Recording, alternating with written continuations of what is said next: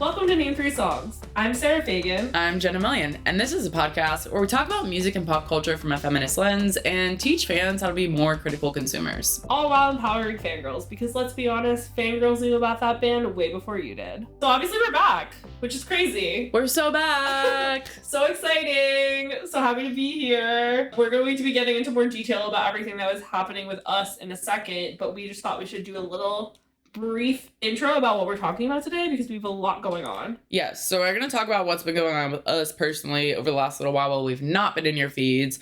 And then the rest of today's episode, we are getting into Taylor Swift buying her master's back.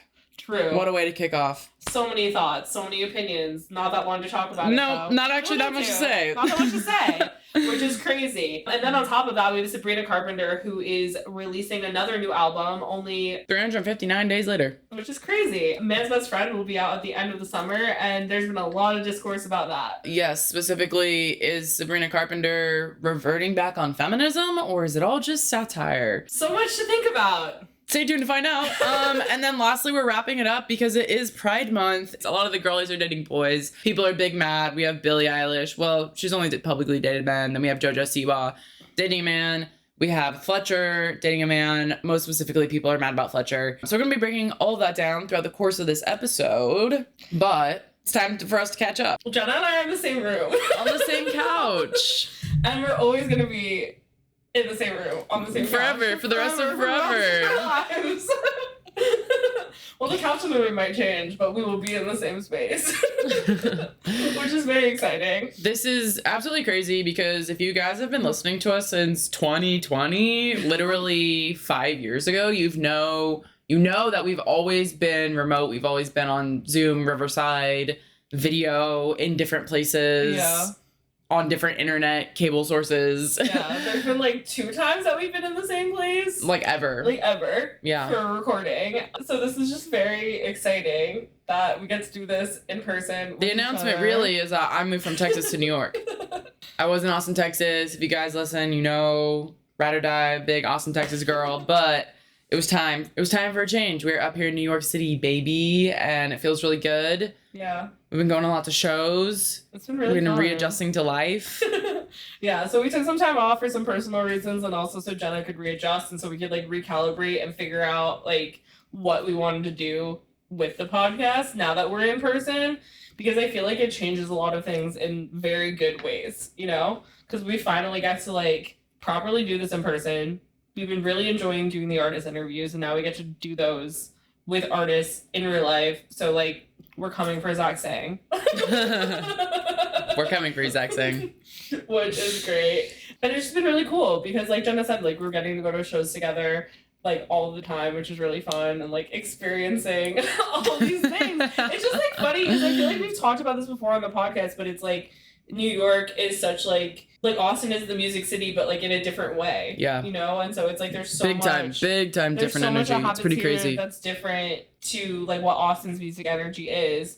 And so now there's like so much more overlap of like what the podcast is and what we're doing. Like both of us are doing together day to day. Yeah. And so with this new era coming back, a lot of our focus is going to be on artist interviews and being able to interview artists in person, which we are absolutely loving because as you know, we already have a great time, artist interviews. We love helping young rising artists, people who have a really exciting story to tell. We love helping them tell their story. We love putting them in y'all's ears, putting you on new artists, but also kind of talking about these issues within the industry and within society at large. And so this is gonna be a really big focus for us. Doing these in person has been great for like flow of conversation and just like connecting with people. It's been really cool. And so we have a lot of these coming up. Starting mid-July, we're gonna be having artist interviews in your ears every week through the fall. And we have some really exciting artists this season. Yeah, we are starting the season off with Late Night Drive Home, who will, by the time the episode is out, have put out a really awesome concept record about what the internet is doing to people's brains and their brains. And we had such a cool conversation with them. We also talked to the like country pop girl group, Truesdale, who were also really cool. And they've been friends since college. So I feel like it's also a very similar dynamic to us. Yeah, so that was like, interesting. They live in each other's brains in like the same way that we kind of do, and then they make music and we do podcasting, so that was also really awesome. Duckworth, another great one. He dropped an album called All American Fuckboy, and we get to talk to him in depth about male fuckboy behavior, and he's owning up to it and trying to start the conversation for other men, calling out bad behavior. So that was really fascinating. So lots of fun interviews coming up this season. But we are, as you'll know from this episode being in your feed, we're kicking things off with a few commentary episodes because we wanted to restart things. We know how much you guys love commentary episodes, and we haven't been doing it for a while, so we're getting back in the saddle with that. So we're going to be talking about that today, but we also have an interview with an author coming up with a book titled Girl on Girl, which also definitely a book that fell out of our brains and very in line with everything that we talk about the Name 3 Songs podcast. So you guys are going to love that interview coming up with an author. And then once we get into artist interviews launching, those will be every single week. And then we're going to throw in our pop culture commentary episodes twice a month. So you can expect new episodes in your podcast feed every single Tuesday. And then twice a month, you'll get a little extra sprinkle of pop culture commentary as Sarah and I kind of talk about both things that are going on in pop culture currently, but also if there's like something that's been itching our brain where it's like we really want to sit and have like a longer conversation about things.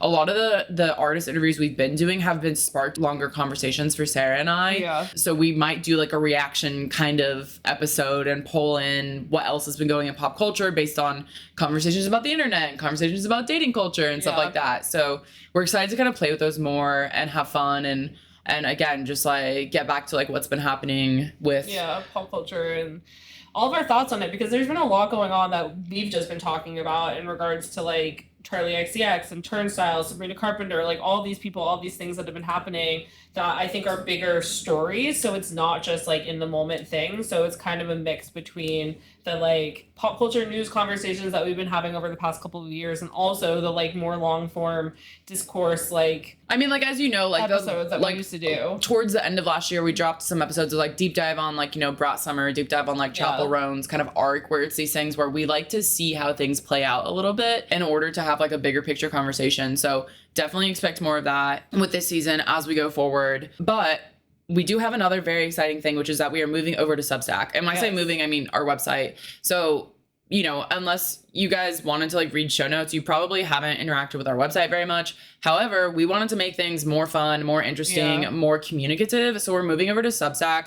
Really, we launched it last week. If you guys follow us on socials, it's name3songs.substack.com. So you can subscribe and you're going to be notified every single week when a new episode comes out. So you'll have that with full transcription if you guys want to scan through interviews, episodes before you listen. But then we're also going to be doing, Sarah and I will be doing some kind of additional guest blogs, posting just like what we're listening to music wise, any like if we have personal thoughts. But I think it'll also help because like for a while, through our Patreon, like we had a Discord server where people could communicate through that, but on Substack there literally is like a community like message board thing. So like if there's episodes that you guys want to talk about, you can do that. We can join in there too as well. Like that's just like a whole other subsection that exists already on Substack, which is a really cool thing. And like Jenna said, it's like we're going to be doing guest blogs. Like there's going to be like tier options to this too, so that way like there'll be other things that Jenna and I are posting that might be behind a paywall. We'll see what we're doing with that, but I think it's just like we've been having so many thoughts and conversations, and I think that Substack is a really good place to utilize that along with podcasting and to like take the episodes that we've been doing and being like, oh, like we have these thoughts about this interview that we did, or like, oh, we've been having these thoughts about XYZ. Like me personally, I've been doing a Substack about New York City music, and most of it has just been like show guides on what's been going on. But there's been one or two times where I'm like, oh, this big thing happened, like brand new, coming back and going on tour. I was like, oh, I need to write about this. And I did, and it felt like something that should have been like more of a Name 3 Songs world, and now it's gonna get to like something like that will get to be because we were gonna have this other like subsection that's like maybe not worth a podcast conversation, but worth a blog. Yeah. And like if you guys follow along me and Sarah on our personal socials, like Sarah's very much in the domain of New York City rock music. as we like to call her, the queen of New York City rock. Thanks so And then I have my own Substack and stuff, and I'm doing more poetry and personal musings on life and art. So it's kind of a fun way for us to like come together and collaborate on something, but still have like our own, if you guys want to follow around on Substack. So we will be talking about that more. It's also just a really exciting way for you to have like the transcription of these episodes and interviews in your inbox immediately, so you can see what's up before you dig into a full episode. But yeah, there's so many updates. So much has been going on. I know. We're about to be in your feeds very regularly for the foreseeable future. So we kind of needed to do a reintroduction of a hello, we've missed you. Literally, this is what's up. We're in New York City, baby. New York City, baby. It's so crazy. It's been really interesting, and it's been really fun to like get back into the podcast mindset of things, because we've been off it for such a long time. And it's just because we want to be able to give you guys the best possible content we can. And I think we've already been doing that with our artist interviews, and we're going to continue to get to do that with more of them and with commentary again. So should we just get into what the hell's been going on? Which is very funny, because we have a big update from none other than our favorite Taylor Swift to kick things off. Yeah. I thought that we were going to have a lot to talk about in regards to the fact that, as you all know by now, because it's old news, that Taylor Swift now owns all of her masters, but there actually is not that much to talk about, because girl just did a thing. Like, it's literally giving millennial posts on Instagram. It was like, guys, I did a thing. Like, the post she did with all the vinyls of the old ones. I personally am just very happy that we don't have to hear about it. We don't have to hear about this anymore. But also the fact that I don't have to listen to Jack Antonoff's shitty production of 1989 Taylor's version. Could you not just? I could, but it felt rude. I'm still a feminist. I'm still a feminist. I just blocked Taylor Swift from Spotify. Like, I don't need to listen to that. You guys all know that is where we stand. If you're new here, so sorry for your loss that we are not Swifties, but that's just the case. Yeah, I don't know. I feel like, once again, it is a situation where she could have set a precedent to help other artists in similar shitty situations, like JoJo or others, because there are many. And instead just did something where it's like, I'm going to spend all my money to fix something for me, and I'm not going to really talk about it that much. I'm going to write a cute little note to my fans to be like, look, thank you so much. Here's more vinyls for you to buy and weird merch that looks like aquarium staff uniforms, and go about my day. So Taylor Swift just continues to be queen of capitalism and overconsumption for her fans. And those are my feelings about this. It's just interesting because Rob Sheffield did a big article on this for Rolling Stone, and I thought there was going to be more explanation of what this means for other artists, and that the truth is that it simply means nothing for other artists. And it was also funny because he like pulled a lot of quotes of like, oh, you know, well, like Paul McCartney doesn't own his masters, and like no one like the history of everyone, like I think maybe Trent Reznor's the only one because he was always independent or something. Don't quote me on that. It was something like that. Yeah, that feels right. But it's just like there's so many artists that this has happened to, and it was just kind of like this is just how it is, which like again, it doesn't need to be this is just how it is, but it's like Taylor's not opening the conversation for this to change things for other people. So also like the Taylor like thing, to play devil's advocate for Taylor, is that like somebody that was like her enemy owns her life's work is basically like what the deal was. And like, so I understand like where she is coming from in that regard of being like, how dare somebody that I cannot stand who I feel like doesn't respect me like own my life's work. Like, that's crazy, which I agree with, but it's like the bigger picture thing of like, it's more abnormal for artists to own their music than it is for an artist and also, to like, own it. I don't think they said how much money she bought it back for, it's like but I'm 3.5 billion. Yeah, the point is that very few people can even afford to do that. Yeah. And Taylor Swift joined the Billionaire Club last year. So so it's definitely something that happens. I'm happy for her that she's happy. I'm happy that we don't need to hear about Taylor's versions anymore. I'm happy that maybe Jack Antonoff will like spread his wings and fly and like be a little bit more creative instead of like putting some twinkly synths on everything. But we'll see. I think that he's doing Sabrina Carpenter's next album. Hopefully it's not something that I hate deeply, but we'll see. So speaking of Sabrina Carpenter, she's announced that her next album, titled Man's Best Friend, will be coming out this year, which is just 359 days past Short and Sweet, which is quite interesting because prior to this conversation, we had Charlie XCX talking about the longevity of albums, and everyone was like, well, Brat Summer is obviously over because that happened last summer and we can't have Brat Summer again. And then Charlie's kind of like challenging this notion of like, why do we have to move on from cycles so quickly. Is that healthy for artists? Is it sustainable? And she hasn't really done anything major to push Brat Summer. I think she's more so just like publicly she's still, said touring or like still playing shows. Because I also think about Royal Otis and how we did complain about how they did 2 major U.S. tours off of the same album. Well, they did 2 world tours off of the same album, had basically 0 break, and now are coming back with another album and world tour. Yeah, which I guess is like a 2-year break, but I just mean like they did a huge tour, took off like the summer, and then did another huge tour again. I don't think they took off at all. Like they've been Well, going. I think they did festivals, but I just mean like I'm just thinking about them touring with Little Freaks that we like. Well, in America, but they've been touring all over Europe and Asia and Australia. True, yeah. So it's like they did one tour and then another tour, but it was literally just like tour 2.0, like part 2, like the advertising, like none of it was really that different. Right. But I just think it's interesting because realistically, like when you think about that too, it was like the complaint for that was that the album itself didn't really do anything, and it was the reason why they got popular was because they were doing the covers.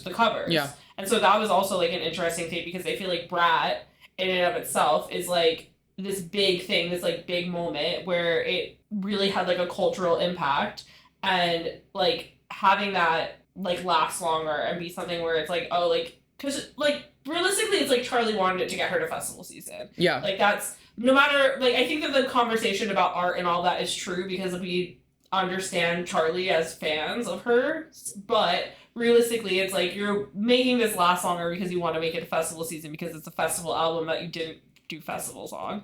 Like that makes sense. But like it just played a bigger role in the zeitgeist and the music and all of these things. So I feel like again that in that way, like it makes more sense that like there's a longevity there. But I feel like Sabrina Carpenter, it's the same thing. Like Short and Sweet was like such a big moment, such a big thing for her career, such a big trajectory thing. And the fact that she like put out a statement being like, oh, like so many of my favorite artists have like put out albums a year after they already put out an album. Yeah, so she talked to Rolling Stone and she said, if I really wanted to, I could have stretched out Short and Sweet much, much longer. But I'm at the point in my life where I'm like, wait, there's no rules. If I'm interested in writing an album and making something new, I would rather do that. Why would I wait 3 years just for the sake of waiting 3 years? It's all about what feels right. I'm listening to that a lot more instead of what is perceived as right or wrong move. And then she goes on to mention that, like, yeah, her decision was inspired by, like, ABBA and Dolly Parton and Linda Ronstadt. She said that they would release a 10-song album every year. I'm like, why do we stop doing that? Writers write. I make music. They release music. I understand the beauty of disappearing. My last 2 albums both took 2.5 years to make, and they needed to. I just think every project is different. It has to feel right. I just think it's interesting because she's built such, like, a brand and, like, figured out who she is in this, like, tongue-in-cheek kind of way. And so it's like when you're doing that and we're living in this time where people don't view them as album cycles and instead view them as eras where like your energy is supposed to change and shift, and like literally again this is something that's Taylor Swift's fault, is like one of those things where I feel like there's a lot of expectations of like what a new album is supposed to mean, and there's been so much discourse around the album cover specifically and the fact that it's called Man's Best Friend, and it's like this interesting thing because the album cover is Sabrina like in like a black mini dress with high heel shoes on, like crouched down on the ground, like touching a man's leg, and this man, I think it's a man, like holding her hair up in like a submissive like kind of position that she's in. And the internet is like losing their mind because they're just like, this is so male gazy, blah blah blah blah blah. And I feel like this is one of those situations where like the boomerang of the conversation is coming back around, where it's like you're being so like feminist that like you're becoming a conservative by accident, because Sabrina's whole thing is satire on misogyny, but also like to be a submissive in the bedroom you have to be dominant enough to know what you want so that way you don't get hurt in that dynamic. And so like if this art is playing off of the fact that like, oh, she's being submissive, but like she's looking directly at camera, she doesn't look distressed, like there's nothing along those lines, like she still looks in power even in this position, and that's the point of like this kind of sex whatever. And so it's just like these things where like you can't have a healthy version of whatever this relationship is that she's depicting without having consent and communication and like being in control of yourself. Right. And well, I mean, people's concern is that it's just playing into like old advertising of like the 50s and 60s and eras of war.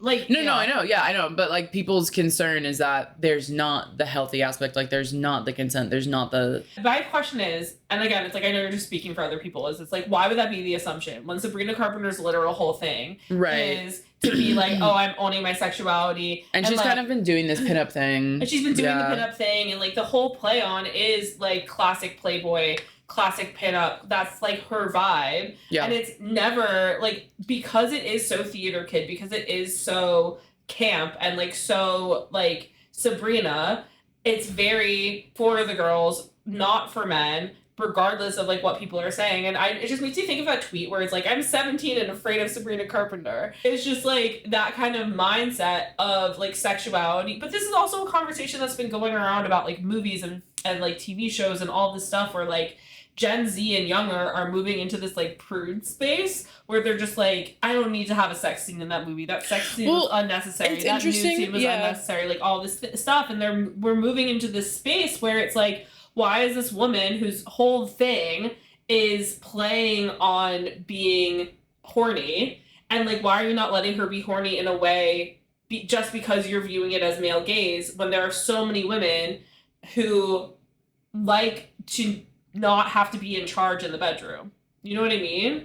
Where it's like, that's like such a thing that people talk about. It's like, nobody was like mad about Baby Girl. Nobody was like, ew, Baby Girl. And like the whole point of Baby Girl, the movie, was that... Or Nora, Yeah, it's like Nicole Kidman's character is like being submissive to a man who's like 20 plus years younger than her. And that's the whole vibe of it, is like, oh, like he's in charge, but it's a consensual thing. Right. And like her whole thing is that she's a strong woman and she's tired of being a strong woman and wants somebody else to just like I think control. it's just I mean, this is like a lot of the same conversation that we've had about Maddie Healy, which is that like they're in different positions because Sabrina's in a much more general public, like reachable position. Yeah. But the conversation around Maddie Healy always was people didn't understand what he was doing out of context. So it's like in context of what Sabrina's doing, it makes sense. It is satire. It's part of the thing that she's always been doing. Like, and I agree with you, like the posing of the photo and her face and everything is still giving confidence and power rather than being solely submissive. But the thing that we always said with Maddie Healy was like people would judge without the context of like the full context of the art that he's making. Yeah. No, I get that, but I just mean, and I agree, but it seems like that most of the people that are taking part in the conversation know what her deal is. Yeah. And that a lot of the comments are along the lines of like, oh, like in times like these, like, why are we doing this? We're setting things back. Like, this isn't feminism, like whatever. And it's like, why can women not express themselves just because Donald Trump is being a fascist? Yeah. Like, just because they're trying to take rights away from women, whatever. Again, it's like, regardless of those things, and again, it's like, yeah, sure, you need context, but it's like Sabrina Carpenter isn't in the 1975.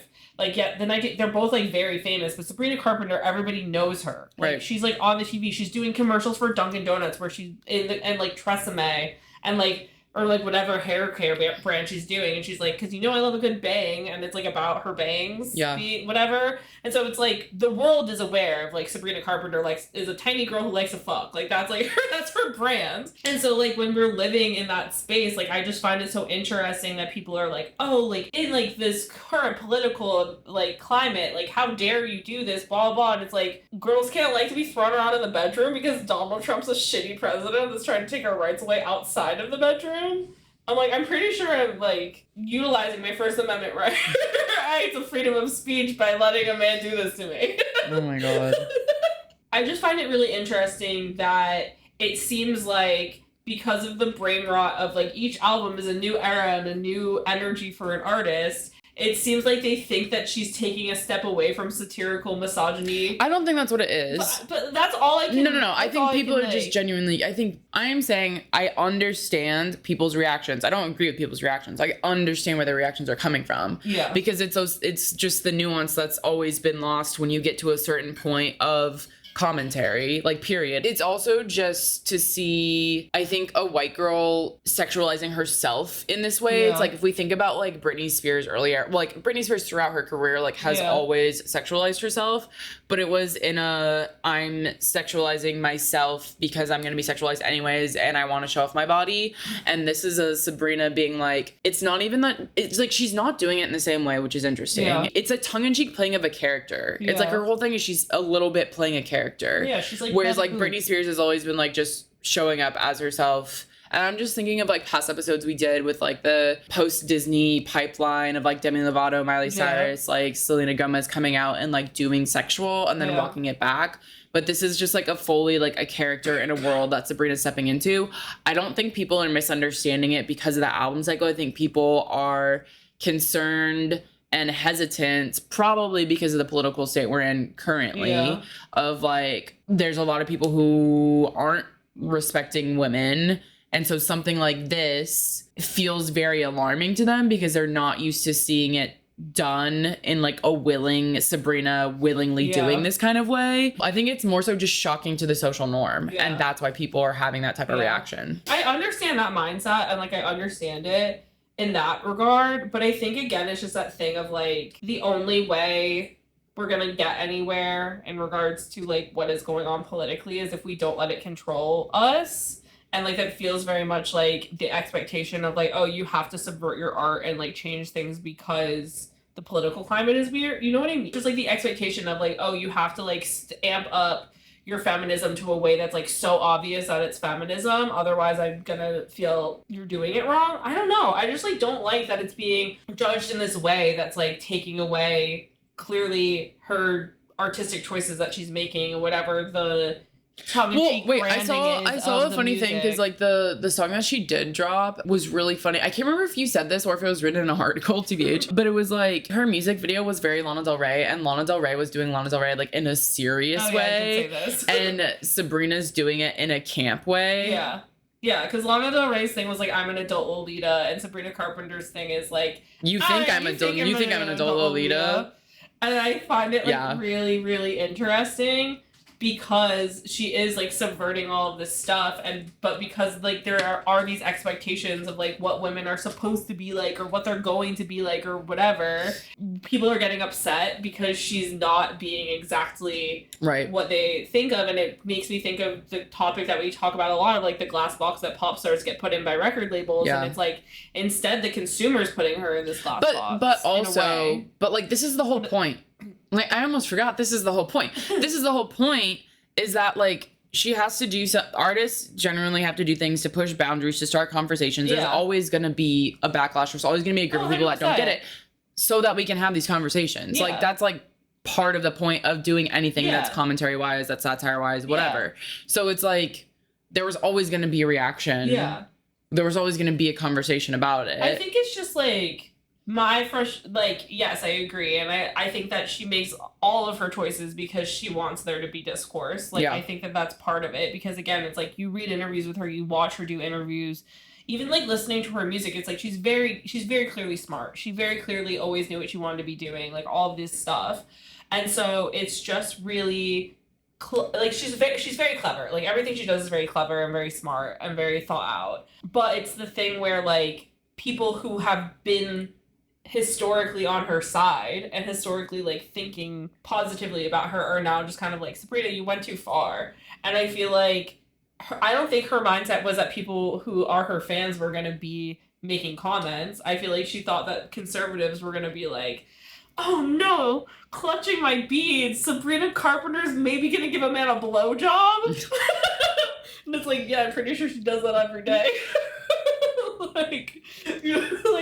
And so it's just this interesting thing where, again, because everybody's kind of on edge, it seems like, it's just like I said earlier, it's like the leftist boomerang where like you kind of like exist so much in your own world of echo chamber of information where everything has to be so progressive that like you accidentally start to become conservative again by trying to make a point. Yeah, for sure.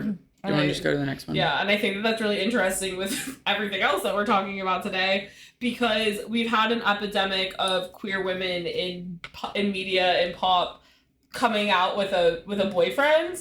And I call this an epidemic because that is how the internet is reacting. I think that I very strongly believe that bisexuality is a real thing that people can experience and take part in, and it doesn't negate things if you go from being in a very clearly queer relationship to being in a less clearly queer relationship. I don't think that takes away your identity or any of those things. And there's been a lot going on. You know what? Wait. If in a perfectly queer world, everyone would just be polyamorous and yeah. You can't, because you can't ever be bisexual and please everyone, because if you're monogamous. In a perfect world, every single person would be bisexual in a poly relationship where everybody has like one boyfriend and one girlfriend. And then no one can be mad about anything ever again. But then because of how that would work, it's like everybody would be dating each other at some point. Yeah. Like the line of like the massage. But that would be like the only way to like boyfriend, girlfriend. Right, but that would be the only way to like, and also true for everyone to be happy and not cause issues. You're correct. Is that every girl would have a girlfriend and a boyfriend and a non-binary partner. And a non-binary partner, and every boy would have a non-binary partner, a boyfriend and a girlfriend. There we go. A lot of polycules. So many quadruple the brain math we're doing right now. The brain math of like all the genders that exist that you would have to date in order to not make anybody mad is like a lot of genders, and I don't really even know how many that would like partners you would wind up having to have, and I feel like that would start to get confusing and complicated, and like you just have no time for anything else. But it's just interesting. It's just like I'll let you finish explaining, but it's just interesting that like if we're talking about queerness, like it's never one thing. Like it's never black and white. It's always nuanced, and but the conversation people are acting like it is black and white. And the conversation about bisexuality has always been unhinged, because it's always that you just haven't met the right guy yet, and for guys it's just like, oh well, you're just secretly gay, and so the answer always is that men win. Which, like, ew. Like, it literally is. Like, truly, like, when a man tells somebody that they're bisexual, the answer always is, oh, so you're just gay.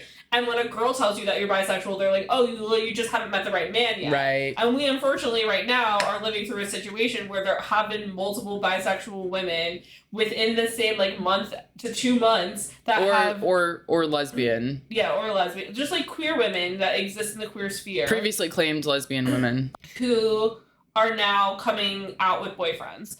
And, like, the one that's, like, the most minor version of this is Billie Eilish, because Billie Eilish has never publicly dated a woman before. There have been rumors about her and Nat Wolff from, I don't even know, I think it's Alex and Nat now, but it used to be the Naked Brothers band.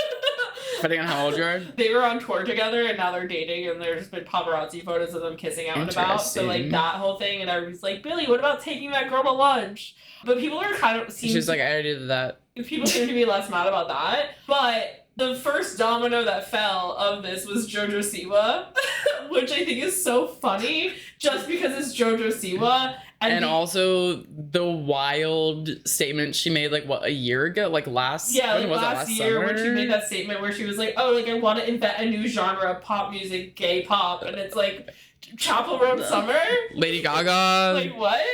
Like Prince, like... Yeah, there's been many. Bowie, like so many options. And so that was just like this crazy thing. But the funny part to me is because I deeply am interested in British reality TV, is that the man that JoJo Siwa is now in a relationship with became famous for being on Love Island.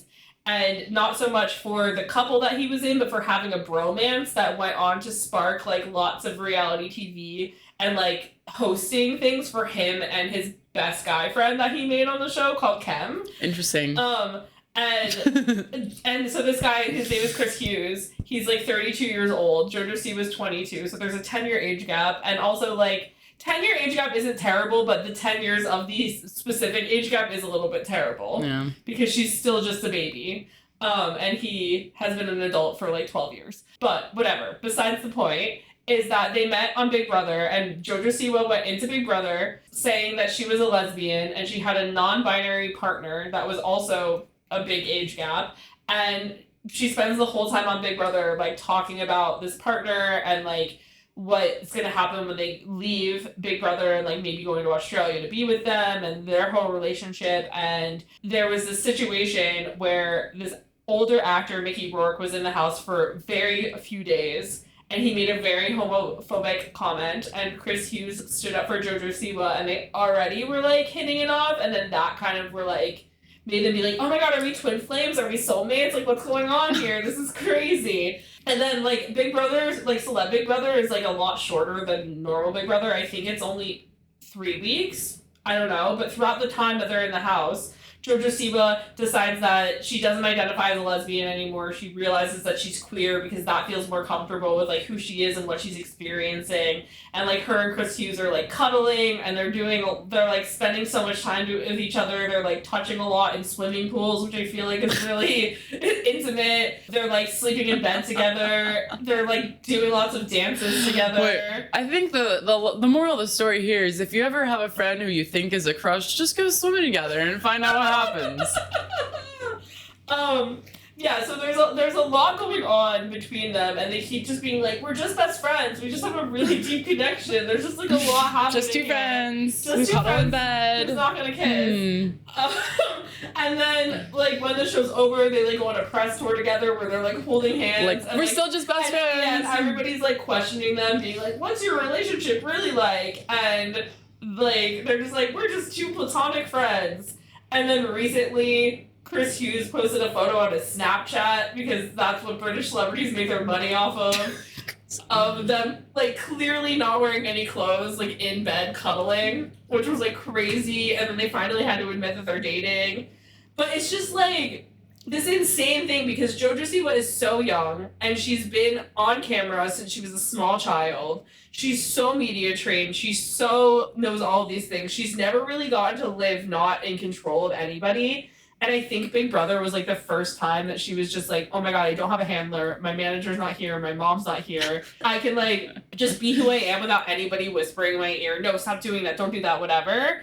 And so I think that she really got to figure out who she was for the first time. Oh my god. Like, even more so than she probably did in figuring out that she was a lesbian. And that I feel like, had a lot of realizations. I feel like a year ago when we were commentating on her, the whole song and the gay pop thing, I think we were like, girl just needs to go to like college somewhere remote for like 2 years and like not be in the light. Queer moves to Bushwick and like has their I'm figuring out just how gay I am like story. Oh yeah, you've always like said that. She was doing that on 300 times speed over a year. No, but that's why it's like sometimes but it's like when you've been famous for like we've always said this, when you've been famous like your whole life, like since being a child, it's like there should be a period of time where like you're allowed to just go not be famous for a little while and figure your life out. Yeah. Which obviously is always a journey, but it's just interesting that people like her have to do it in the public eye. Yeah. I think it's also that thing where it's like Chris being from like coming from reality TV, doing reality TV, he's used to cameras in a certain way. JoJo coming from reality TV, she's used to cameras in a certain way. And so it's like the cameras being there are such second nature to them because of the reality TV of it all, true. That like being filmed 24/7 on Big Brother, it's like they're not even thinking about the cameras being there. Like everything that they're doing is just like, oh, this is the first time where I'm not on camera, is like what it feels like their mindset is. They're like, we have to tell everyone we're dating. We have to tell everyone we're dating. And it's like, so they're just like existing in this space where to them it's like, oh, like we're like we can just be ourselves for the first time ever maybe, because you know, I don't know. It's just really interesting that all this was happening and the internet was kind of losing their minds because realistically it's like JoJo Siwa is kind of publicly cheating on her partner.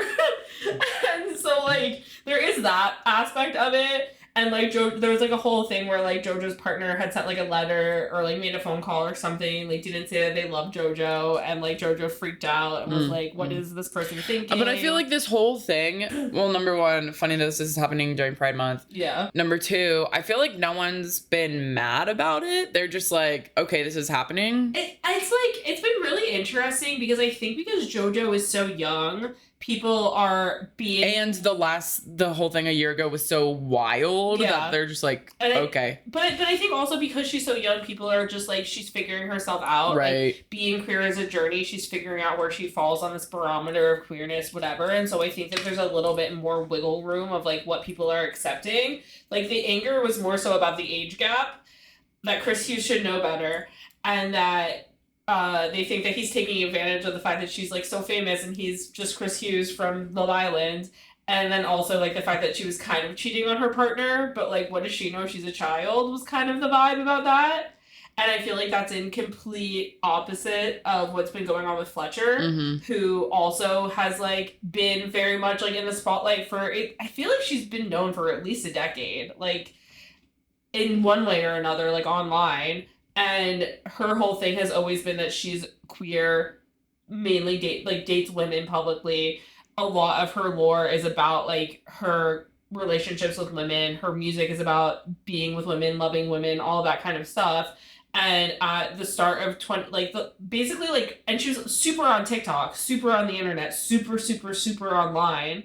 And she just kind of went quiet on the internet at the beginning, like 2025, there's been no sign of her online until June of this year, launching like a new era. And the new era, I guess, is bisexual Fletcher, which the internet is really, really, really, really, really, really mad about. And I like part of Fletcher's only really been around since 2020.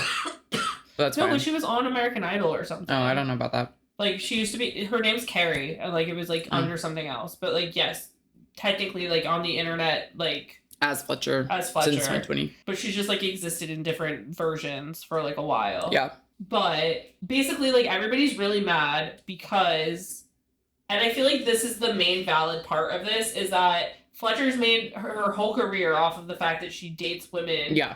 And she came out as bisexual at the beginning of Pride Month in an interview with both Them Magazine and also Rolling Stone Magazine about her new song Boy, and about how she's spent the past couple of months, probably longer, falling in love with a man, and that she never thought this would happen, and this whole thing, and the internet lost their fucking minds. Yeah. To a degree where it's just like, how much policing that has been going on about women when people are just being like, in this political climate, it's like, well, you're doing the same thing in a different font. Right. Like, you are also policing women and their choices. Yeah. And it's like, bisexuality is real. These things do exist. You can figure this stuff out. And it's like, there's nothing wrong with figuring out like, oh, I am more fluid in what genders I'm interested in than I thought. Or whatever. Like, that should be allowed to happen. I think it's interesting because, like, her whole song is, like, she's very anxious about coming out as dating a man, which is, like, the best terminology to quite literally use. But she's very anxious about how people are going to react to that, mostly because she's built such a career on women loving women. And I think built a lot of trust with her fans and being a safe space. And it's not that dating a man is in a safe space. It's just that I think she was very anxious about what the reaction would be. And so I think that anxiety informs a lot of how she went about all this, and even how it's written in the song. Because it's literally like, it sounds like an admittance of guilt of like, I have something to tell you, like I've been hiding, like I kissed a boy, like all this stuff. It was low-key, it was funny, like listening to the lyrics, like listening to the song, because I was like, is this just 2025 Katy Perry, I kissed a girl? But I think it's because she did the interviews along with the song, and like she made some posts and stuff like that. And like I've seen people being upset that she's treating dating a man in the same, like when I said coming out, like she's as if she's treating coming out, dating a man in the same way of coming out being queer is, which obviously in terms of like societal standards and what's accepted in relationships, it's definitely not dangerous in any way, shape, or form to come out to have a heteronormative relationship. Yeah. But she's not talking to the big bubble. She's not talking about anxiety of like the world. She's talking about anxiety among her fans and people she's built relationships with. Yeah. And I think that, like, everything she said in the song and, like, everything I think it's valid. Like, I think it's understandable and it's valid that she's had these anxieties of just being known as such a safe space for women loving women, and also not wanting to disappoint her fans. Yeah. Because I'm sure there's people who are put her on a pedestal of, like, and have seen a lot of their selves in her and, like, use, you know, her story as, like, a very admirable and something that they look up to. And so I can understand where she's coming from with the anxiety about announcing all this and, like, the way that she announced it. I mean, the discourse that I've seen online has been very interesting because a lot of it is like, these lyrics are goofy. Why is she making herself a victim here? Why is she making it seem like the song's not about her and is instead about how she perceives the fans are going to handle things, and therefore we are handling it like this? Yeah. And so it's kind of that thing where it's like, oh, she predicted her own future. Like, she wrote the story before the story could happen. Yeah, I can see that. Like, oh, everybody's gonna be mad at me, and it's like, well, yeah, we're mad at you because you're making it sound like your fans aren't gonna support you. Right. And so it's like, so yeah, we're not like, you know what I mean? It's kind of that thing where it's like, oh, like, you, like, I can do it better than you, like, whatever. Yeah. And so it's like interesting in that regard too, because it's like they've kind of fallen into the trap that she laid for them in a way, where it's like, well, or she's fallen into the trap she laid for herself. Like, both ways, really. It's like they both fell into the same trap that was laid by Fletcher, and it's like this a really interesting situation, I think, because it's like, why did you have to do that when, like, I've listened to Fletcher's music, like, she has the ability to write clever songs that, like, have more to them, and instead it's like these lyrics are just like, oh, like, I worry about what you guys are gonna think about me for the fact that I kissed a boy, like, I had to kiss him. Like, it's like this thing where it literally sounds like gun to my head. Like, if I didn't kiss this man, like, my life was gonna be ruined or something. And it's like kind of crazy, like, what that thought process was. But yeah, so it's like she laid this accidental trap for everybody, and like, when you set something up for failure, you're gonna fail, you know? It's like, that's kind of what the mindset is. But I also am like, this is just a moment. To me, I'm like, I don't think this is gonna ruin her career. Like, I don't think this is gonna take anything. I mean failure more so in the, like, if you set yourself up that, like, the like, if she, it's almost like, are you saying, like, gonna be upset with you if she hadn't have made such a big deal about it, like, it wouldn't be a big deal? Yeah. I think that if she had dropped this in May or dropped this in July, or, like, did it in a way where the song's just like, I've been so worried because, like, I've been worried about, like, is this going to take away from, like, how much I love women because I'm focusing on a man, like, whatever. Like, if she had changed the direction of the song to be more about, like, what is this going to mean to my story? I'm thinking about that. I feel like that also would have, like, changed people's perspective, because I think that there's a lot of bi women, just again, based off of what I've seen on TikTok and the internet and whatever, who go through that process when they do start dating a man, if they were dating women beforehand or whatever, where it's like, does this negate my sexuality, my interest in people that aren't men, and that kind of thing? Because to the world you're presenting as straight, but in your life you could be living in more, like, in more queer spaces, whatever, but, like, people don't know that from the outside, and that can feel like it negates your identity. And so it's like, if she had written it from that perspective, I think people would have been more understanding, would have been less quick to judge, quick to be like, you're sending us away, like, we clearly don't matter to you. Yeah. Well, her whole song is, I don't want you to send me away, you matter to me. So it's just interesting. Yeah. So I don't know. It's just like, it's so weird that these things are happening during Pride Month, and, like, the Fletcher thing feels very planned out. JoJo Siwa could never have planned that this was going to happen to her. But the Fletcher thing is very much like a new brand, which I feel like that's the other thing. Is like, she's saying, like, it's Carrie, like, she's coming back to herself, whatever. Like, all of this stuff feels very much like, oh, she said that? Like, the It's Carrie thing? Yeah, like, the first, like, Instagram post she made is, like, quoted with, like, her name Interesting. in it. And so I think it's like, that kind of energy, I think, too, feels very like, I don't know. The TikTok people keep being like, it's a fascism indicator. They're turning straight to not be held accountable for their queerness by the Trump administration, which, like, I think is a valid fear. But yeah, so I just feel like it's been interesting watching these discourses, like, take place online and seeing what people are feeling and, like, the anxiety that's happening, because I think that the anxiety is so valid, but like the people who are getting the brunt of the feelings in regards to like Sabrina Carpenter with her album, JoJo Siwa with dating Chris Hughes, Fletcher with like maybe not handling the coming out as dating a man thing as well as she could have situation. It's like everybody's freaking out because of a bigger picture situation that is happening, but these women are getting shit on by their fans because it's a lot easier to attack someone you love than go after someone who might just send you to a high security prison. Wait till they start coming for witches. So we're all okay. So this is probably going to be a theme that we continue to see play out over the next couple years, unfortunately. But it's interesting kind of noting these themes now with all of this, because I think it's just going to continue. So, I mean, our whole thing is like every year that we've done a end of year, like wrap up episode, it was like the consensus was generally how were women treated this year. And with all of that, thanks for joining us this week on Name Free Songs. Until next time, never let anyone make you feel bad about your favorite band. And remember, you're never too cool to listen to Harry Styles. Don't forget to subscribe to be notified when new episodes come out and leave us a review. They really help. If you want to find out more about any of the sources we referenced in this week's episode, you can check out our Substack.